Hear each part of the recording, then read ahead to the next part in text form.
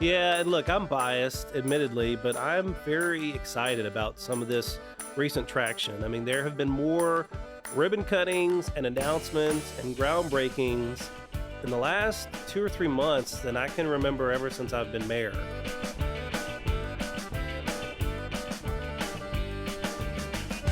Thanks for joining us on Louisiana's Playground Podcast, your roadmap to all things Lake Charles, Louisiana. I'm Brady Raynard. And I'm Anna Strider. We are excited to bring you episode number 17 as we continue to share the unique experiences and stories that make Southwest Louisiana so incredible and just a wonderful place to visit. And episode 17 is possibly our most impactful conversation yet as we sit down and talk to Lake Charles Mayor Nic Hunter about the current Lake Charles and what the future is going to hold for this wonderful city as we continue to progress and bring more experiences for visitors and residents to enjoy off the beautiful lake and in the beautiful city and lake area here in Southwest Louisiana. This has definitely been a conversation that we've been eagerly waiting to share with you all, and now is the perfect time with everything that is happening in our community. You are going to want to listen to each moment of this episode. And before we get to that conversation, we of course open with a taste of Southwest Louisiana. It's a segment we call On the Eats.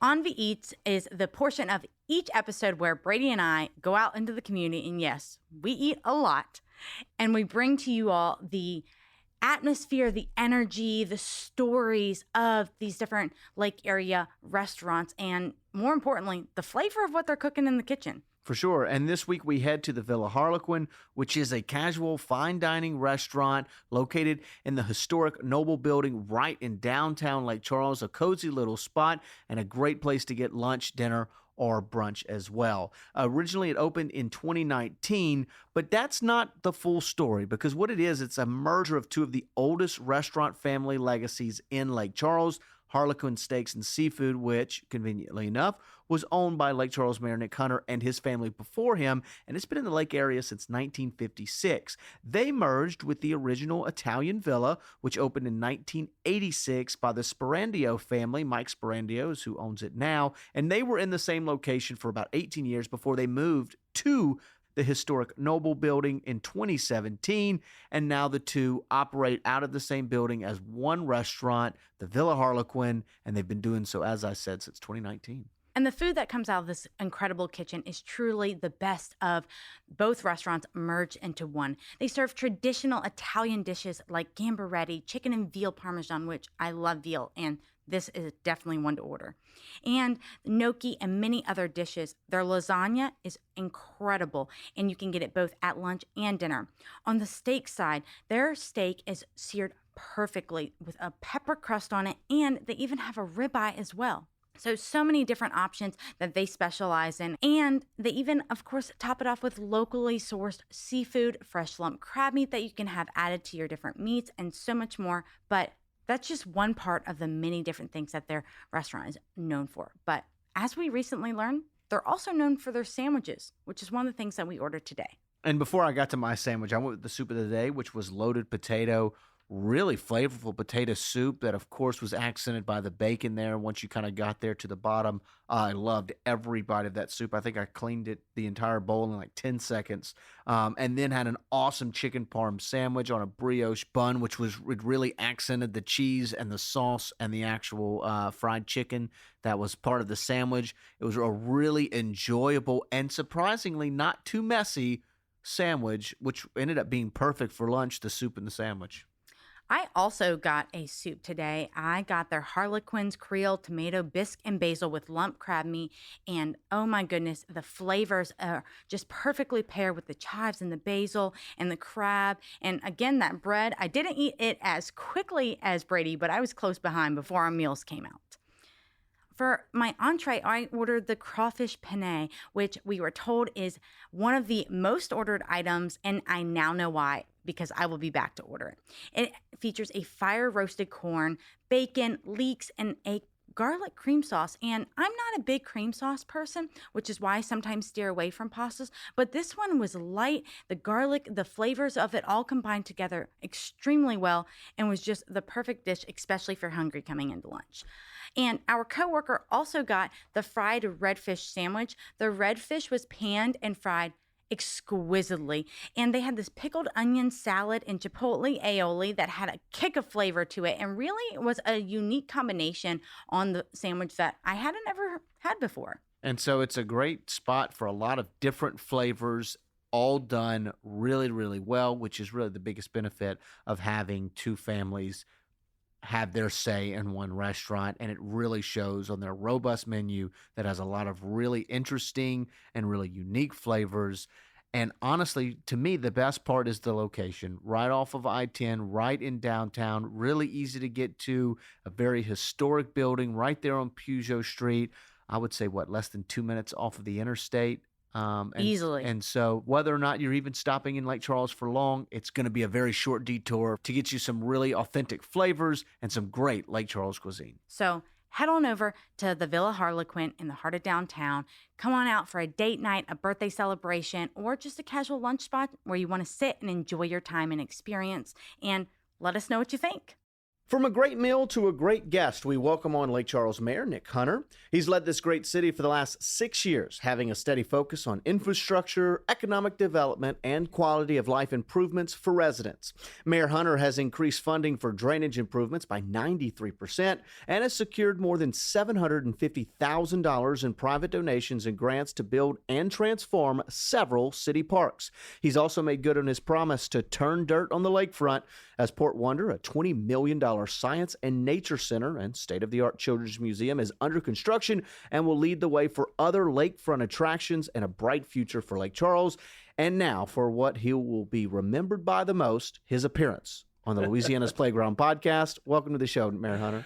Thank you so much. When you said my appearance, I'm glad you followed it up with on the podcast, because I was thinking, is it just because my haircut, or why would I be most memorable? We know that Lake Charles has so many different amenities, both big city and then that small town charm, which is why we love this community so much. And today we really get to talk about all of that and so much more as people get to learn from you why we love Lake Charles and why it's a great place to visit and live. But before we get started with our conversation today, we're going to get to know you a little bit better with some juxtaposing questions. Are you ready? I'm ready. Juxtaposing is a pretty intimidating word, but I'm going to do my best. These could be some intimidating questions. All right, let's go. All right. The first one, crawfish or gumbo? Gumbo. Gumbo. Why Yeah. gumbo? I grew up in the restaurant business, and gumbo was a staple for the latter half of my restaurant career. And man, just a cup of gumbo, whether it's for breakfast or lunch or dinner, is just so soothing. And, you know, I know it's kind of the same with crawfish, but everybody's got their own gumbo wants and needs, likes and dislikes. I don't like mine too thick. I don't like tomato in my gumbo. So just for me, it's gumbo. So crawfish has a season. Does gumbo have a season? Boiled crawfish, yes, it has a season. Gumbo, it could be 98 degrees outside. And in Lake Charles, you can have a cup of gumbo. Hey, what's the slogan? It's always gumbo season. It's always gumbo season. I like that. I knew you were going to that question. All right, the next one. Poolside or beachside? Oh, poolside. No question about it. I'm not really a beach guy. Sand, and, no air conditioning, no easy There's no access to direct air escape conditioning. there. My family, definitely poolside people. I can understand. All right, our final question. Concert or comedy show?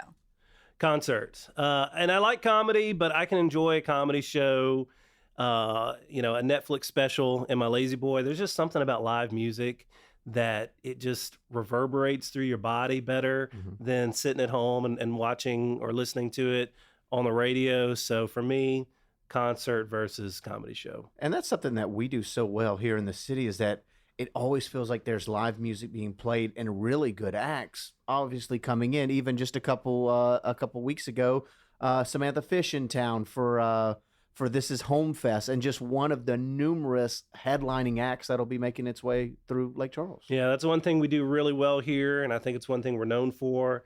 When you are at a live music event in Lake Charles, especially a downtown live music event, you know you're in Lake Charles. You know that you're in this community because of the culture, the aesthetics, the feel. It's not any town USA when you're in downtown Lake Charles for a live music event.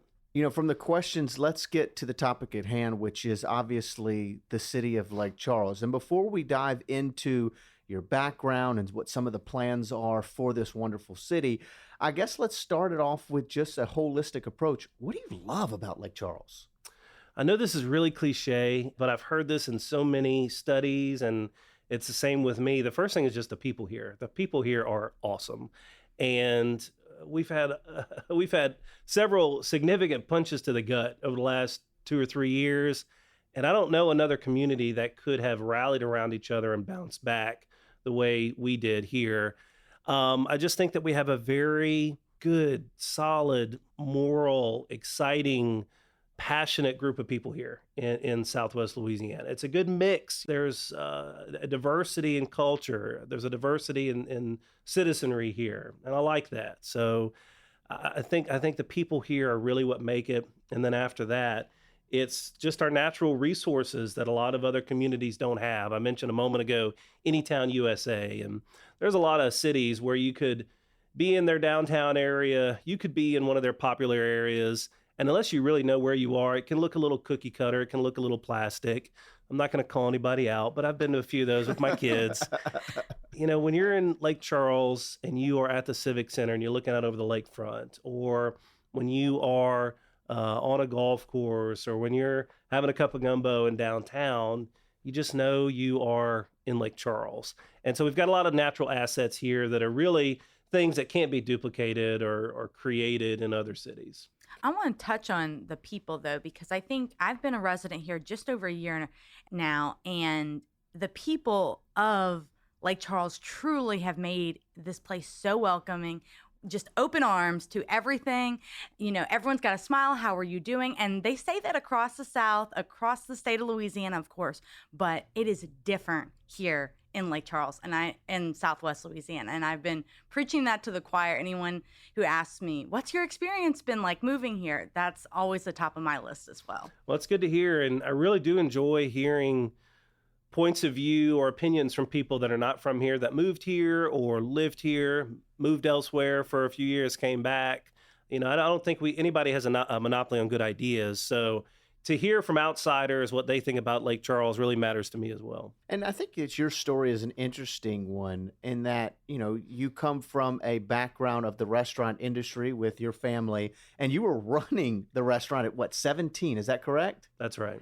And then from there, you eventually made its way to owning the restaurant, being on the police jury, and then to mayor. How did your love for Lake Charles impact your decision to go from the restaurant industry at such a young age to saying, you know what, I'm going to be mayor?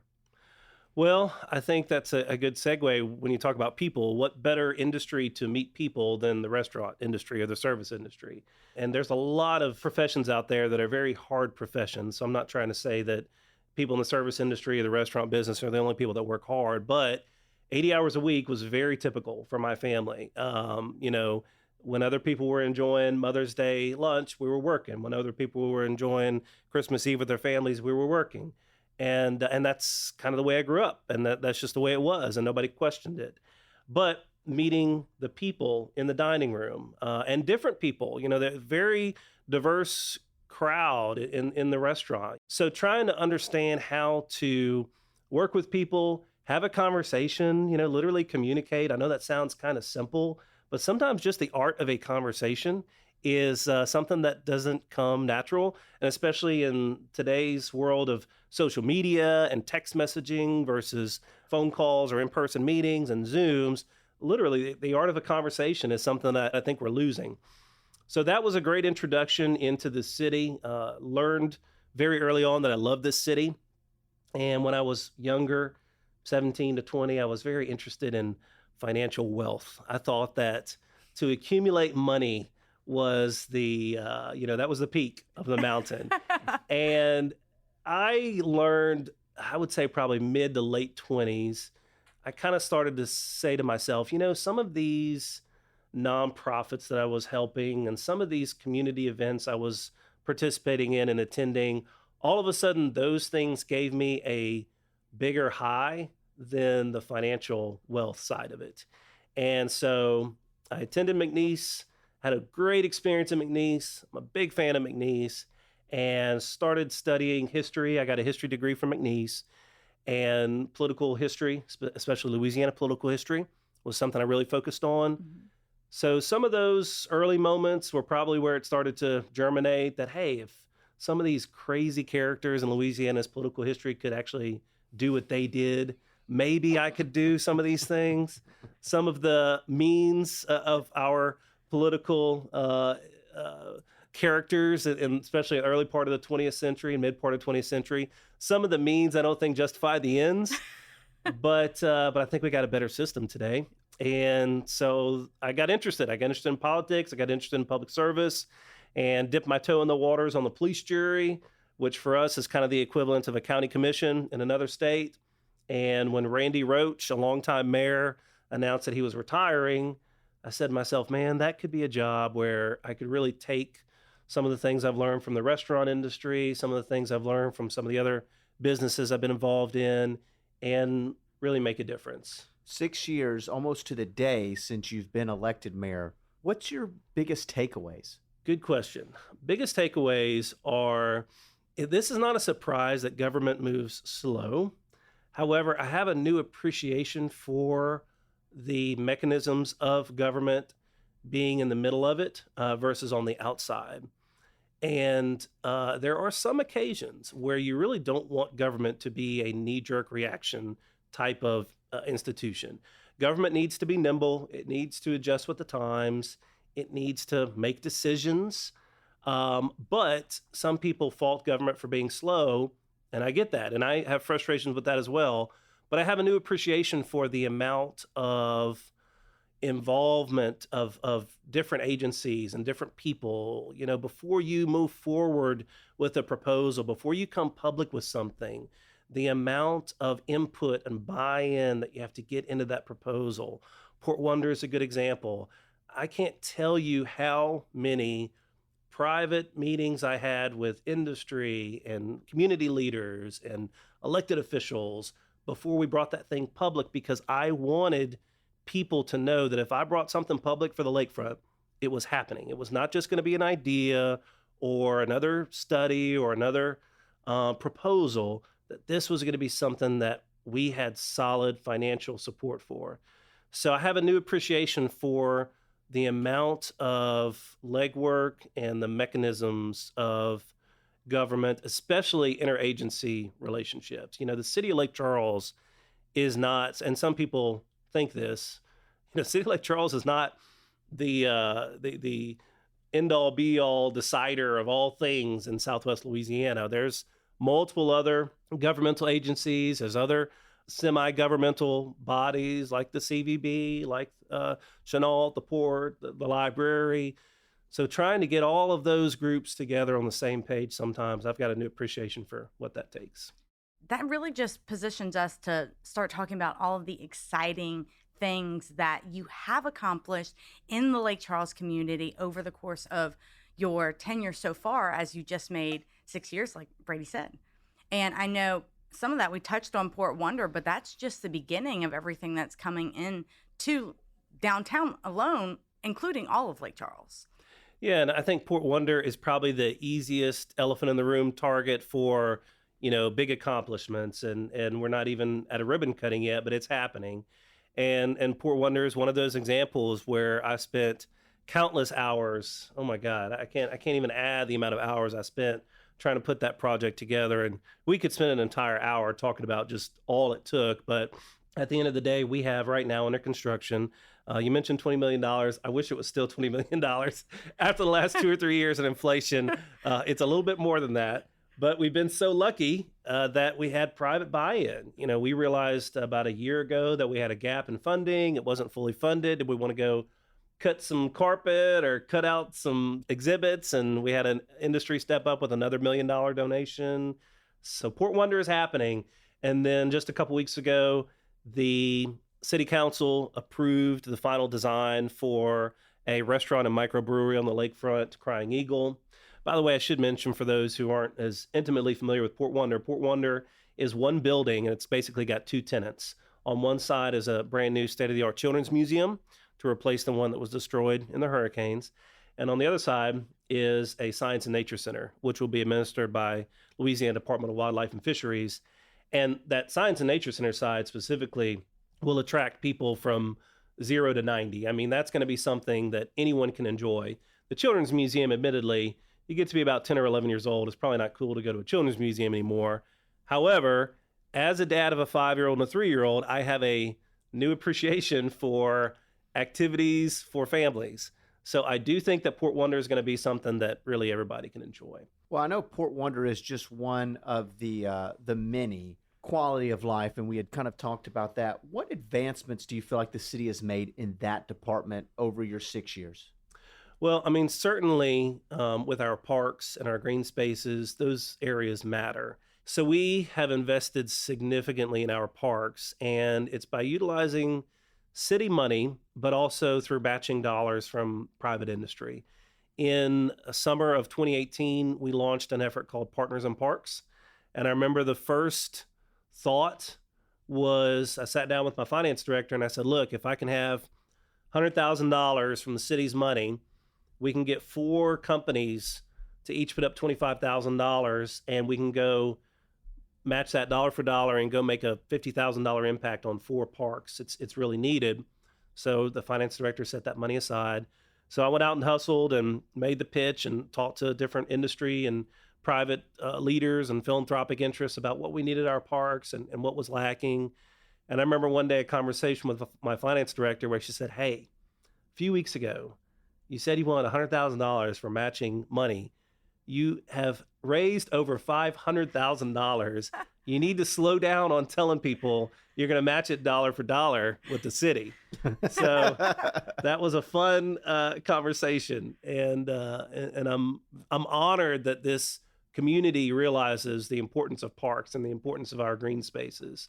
So we've invested at this juncture over $1 million from private funds into our parks, and we've seen a lot of upgrades in those.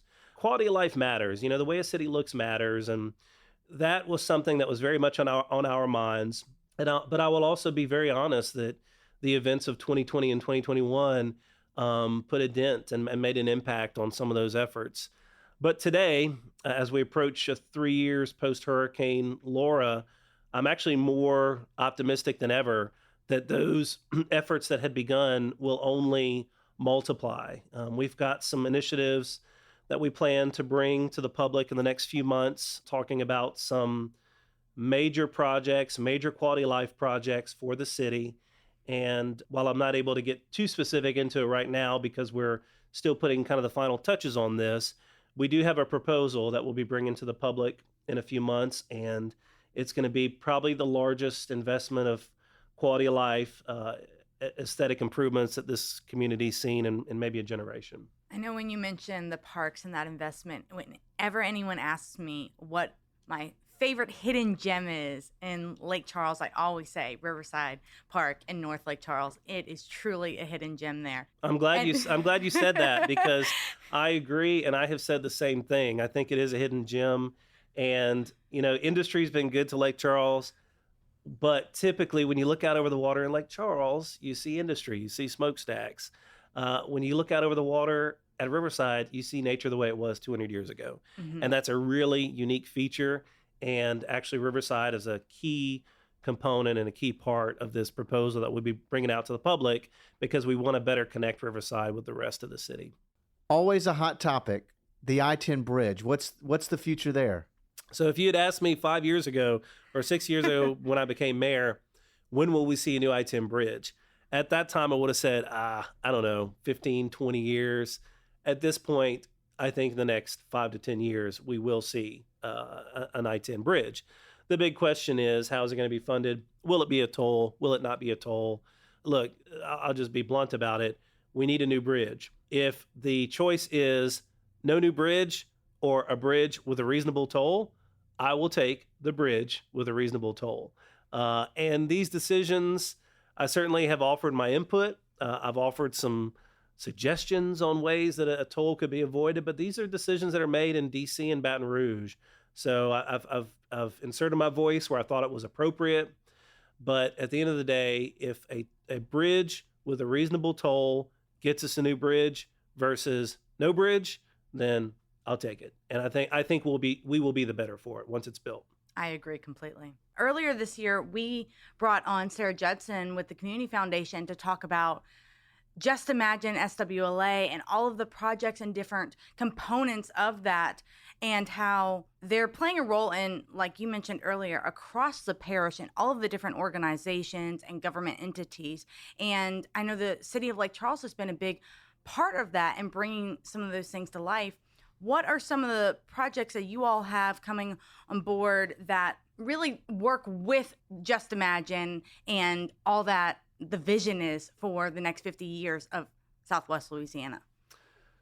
I do think that plans are important. And so when Sarah Judson came to speak with me about the idea for this new master plan, I remember saying to her, Sarah, I think that plans are important, but I also think that plans are only as good as the implementation. And so I made a commitment to her, and we kind of made a commitment to each other, that if we were going to do this, if we were going to produce this new master plan, this new vision, this could not be something that would just sit on a shelf and collect dust. There would have to be some tangible results, some implementation. So I mentioned a moment ago to you that we have a proposal that we'll be bringing out very soon, literally probably the next 45, 60 days. We'll be discussing this publicly. And we are taking several of the catalytic projects from Just Imagine and providing a path to achieve those. I don't have the proposal in front of me right now, but I will tell you that green spaces, bike trails, kayaking, access to the waterways, better parks, our lakefront, drainage, better roadways, better connectivity, and better support for McNeese and Chenault and Sewella. Those are things that are very much on our mind in this proposal that we have coming out. We've got some amazing assets in Lake Charles that we all need to kind of put our arms around and hug. You know, we can't just say, well, that's a school board problem, or, well, that's a city problem, or that's a parish problem. There are some things that are undeniably, someone else's purview, and that I can understand that. But there are also some aspects about this community that should be everyone's concern. I mean, the way this community looks, the aesthetics, quality of life, family-friendly activities, education, a lot of those things are very intertwined. So it's hard for us, or at least it's hard for me, to say when it comes to something like the Region 5 STEM Center. It's almost like another version of a children's museum, but very focused on STEM and run by the Calhoun Parish School Board. So something like that, yeah, the school board runs it, but that should be something that the city's willing to step up and support in the right way. That should be something that other agencies should be willing to step up and support in the right way, because STEM education is important for not only quality of life, but it's workforce development. It's obviously education. It's workforce equity, and it could be tourism. Like the Children's Museum. The Children's Museum is an educational amenity, but it's education in a fun way, and that's tourism. The STEM Center, if it was upgraded and if it was advertised correctly, I think could be tourism. So that's just one example of something that we have in this community that I think everybody should wrap their arms around and make better. And I love your approach to the plan, because what Sarah Judson and her team at Just Imagine has done is incredible. The plan, the vision, but as you said, the tangibleness, if that's even a word, of the plan is almost the most important. And so for you to do that, I think is very beneficial for people that kind of sit back and say, all right, we see the plan. How is this going to be pushed into effect? Yeah, and rightfully so. People are a little jaded about things like that. Government does not always have a great track record for, putting its money where its mouth is, or actually taking that next step from vision to reality. So, as I said a moment ago, when I sat down with Sarah, that's what I said. If I'm going to be a part of this and if I'm going to endorse this, we're going to find a way to make some of these things happen. And so that's what we have done. And again, I would love to maybe come back and visit with you guys when this plan is public about what we have going before the voters. But I do think it's something that people are going to be really excited about. And we're talking about so much of really what is on the horizon, but there's also some things that we have announced lately that are nods to portions of the Just Imagine SWLA plan, as well as a lot of the work that the city's doing, including the Green Coast Enterprises that has come into downtown and that is renovating some of those buildings right there. That I know that's a hot topic, as well as we just announced last week at the groundbreaking of the Nellie Letcher Memorial Park, and as well as the Mardi Gras Museum coming back. And we have a location chosen with the HUD grant there to be able to move forward on that. So those are all aspects of our community that are on our horizon and that we've gotten to announce and really see this come to action. Yeah, and look, I'm biased, admittedly, but I'm very excited about some of this recent traction. I mean, there have been more ribbon cuttings and announcements and groundbreakings in the last 2 or 3 months than I can remember ever since I've been mayor. And certainly some of that is hurricane related, but some of it is just people investing back in this community. Lake Area Adventures on Country Club Road is a great example of a new family-friendly, fun amenity. And, that project was private investors and private people from this community that did that. So there's a lot of fun, good stuff going on. It's not just all pie in the sky anymore. It's stuff you can actually point to on the streets and say, hey, this is happening. It's not just in a plan. It's happening, and there's a lot more to come. And that momentum feeds others. Absolutely. Right. And that momentum is obviously created because I think of your background. You understand what it means to be a small business owner and the ways to attract other small business owners. How do you feel like Lake Charles has improved in that department under you? Well, I think that public-private partnerships is a term that's probably overused, but it's so essential for moving forward. The old days of government is going to build and completely fund a museum and operate a museum, those days are really not around anymore, and probably for the better. So when it came to something like Port Wonder, which was a children's museum, I didn't want the city of Lake Charles using taxpayer dollars to just completely fund a museum and run a museum. That's why this model works so well, where we got a little bit of public money, a little bit of taxpayer dollars. We didn't have to raise taxes. We used existing revenue streams, but then we paired that with millions upon millions of dollars in philanthropic efforts, and that's going to be run by a nonprofit. It's going to be run by the Children's Museum Board, and they'll be able to go out every year and solicit more money. So public-private partnerships are essential on the lakefront. I can't tell you how many people in the past, and this is even before I was mayor, would say, you know what they need to do? They need to open up a restaurant on the lakefront. This infamous word of they is really elusive. I don't know who they is sometimes. They need to build a new I-10 bridge. They need to build a restaurant on the lakefront. Who is they? Is it the city? Are you wanting the city to build a restaurant and operate a restaurant on the lakefront? I don't want that as a restaurant owner. I know how hard it is to run a restaurant. I don't think the city should be in the restaurant business.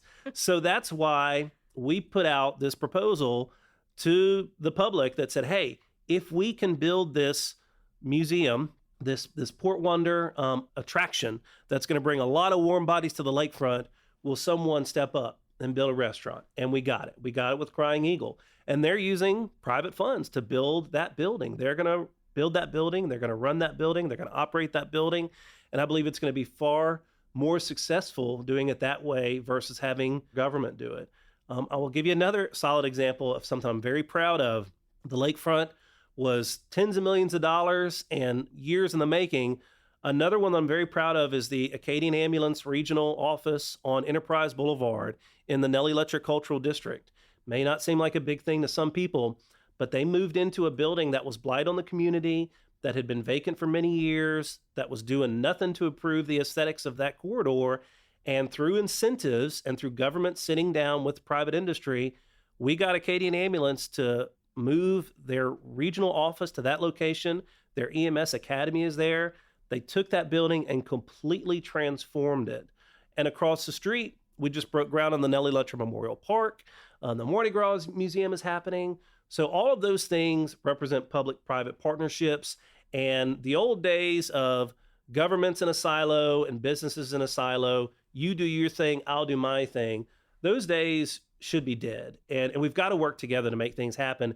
And I would also include nonprofits in there. I think nonprofits are essential in some of the quality of life aspects because there's certain things that are difficult to make money on. You know, a children's museum is not going to be something that you typically make money on. And so those nonprofits are essential in that relationship as well. Forbes in 2022 named Lake Charles one of the 22 best places to visit in the entire U.S. In that list, we were compared alongside places like Aspen, Colorado, Orlando, Florida, and cities in Hawaii. For us to compete with those, I don't know, I would call them legendary U.S. destinations, right? Like these are places that people book in for vacations. For us to be mentioned in the same breath, why do you think that is? I think that we offer something unique here. And sometimes as locals, we can forget about that and we take advantage of that a little bit. And I think that we forget how special this community is.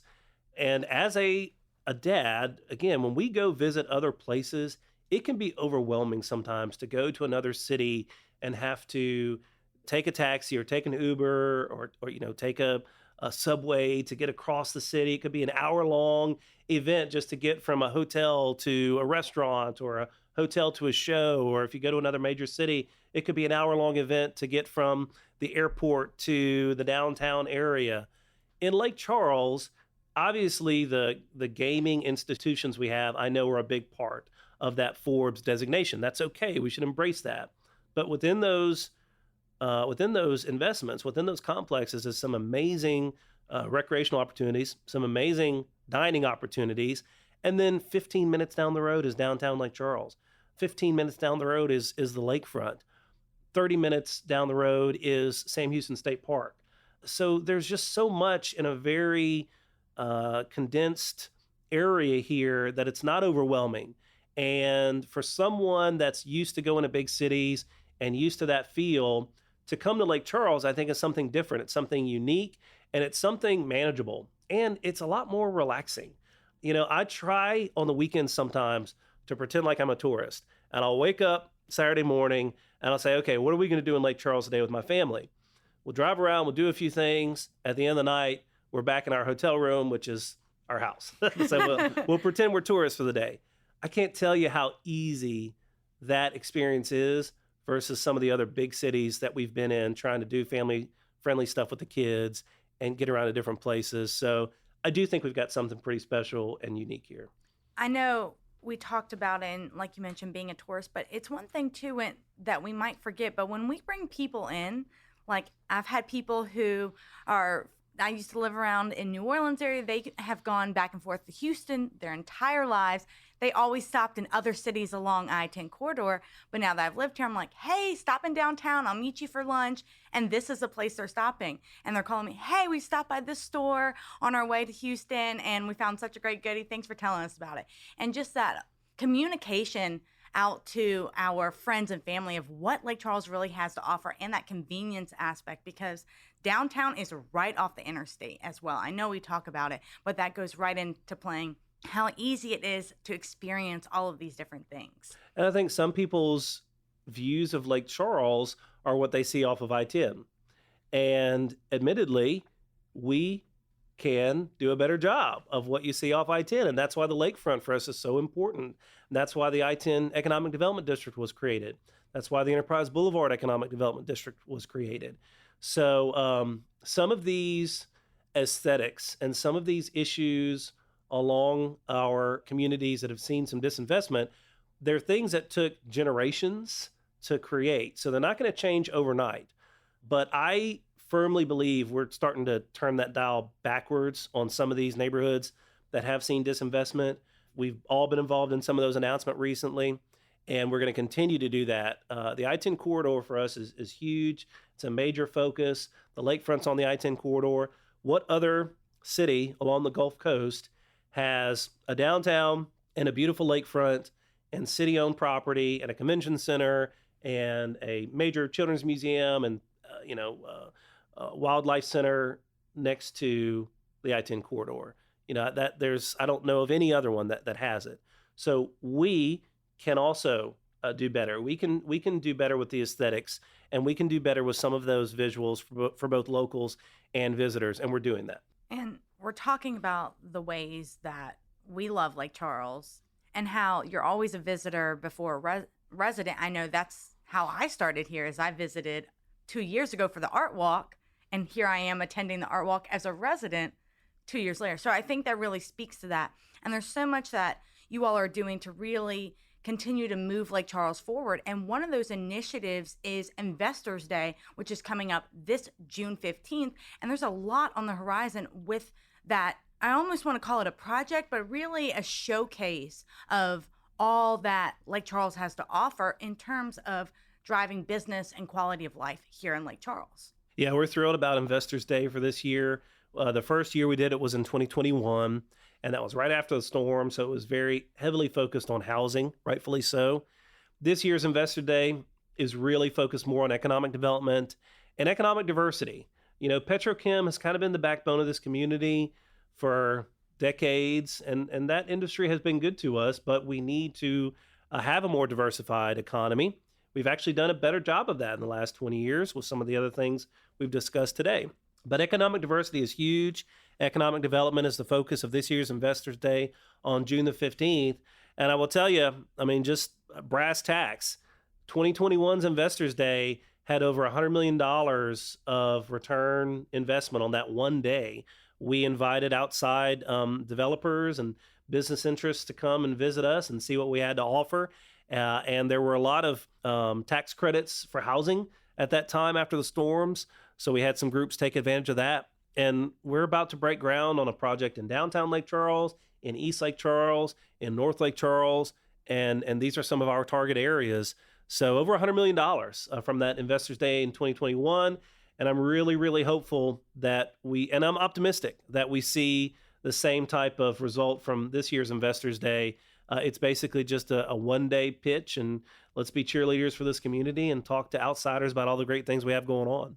And you all have really been doing a lot, like you said, to get the community in place to bring these investors in and to really showcase it. But some of those things that are on the agenda are conversations with youth programming, the Port Authority, Chennault International Air Park, and just other avenues of business and generators that really make Lake Charles such a hub for business in our area. And then there's also things that aren't as glamorous that the city's been doing, such as the water sewer improvements. There's EV stations that have been approved with grants that are coming online to make that transportation, that green sustainability that a lot of local businesses and quality of life are speaking to, that are all coming and a part of that conversation on June 15th.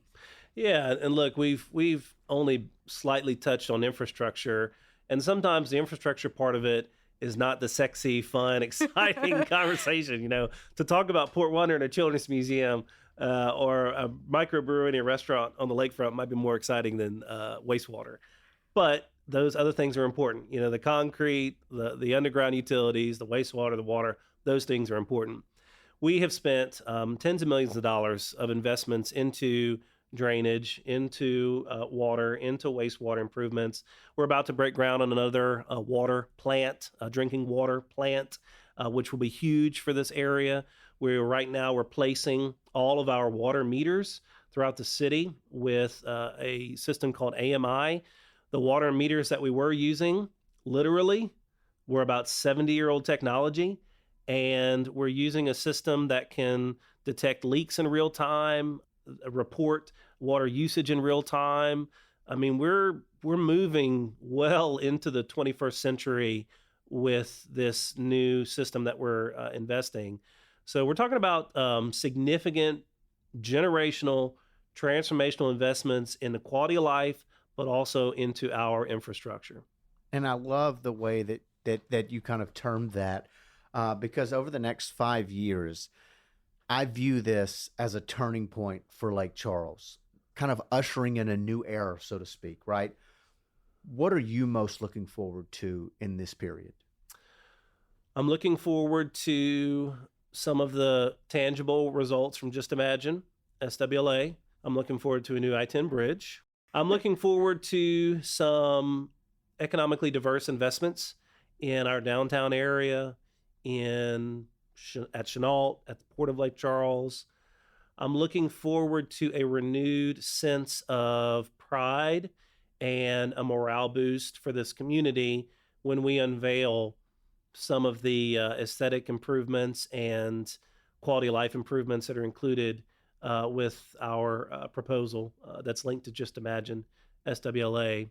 I think that's a pretty good, succinct list.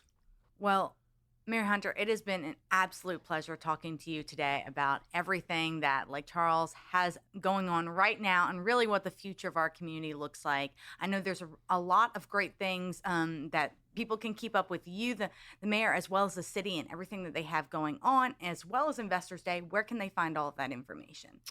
Well, our website, cityoflakecharles.com, Facebook, we have a YouTube channel.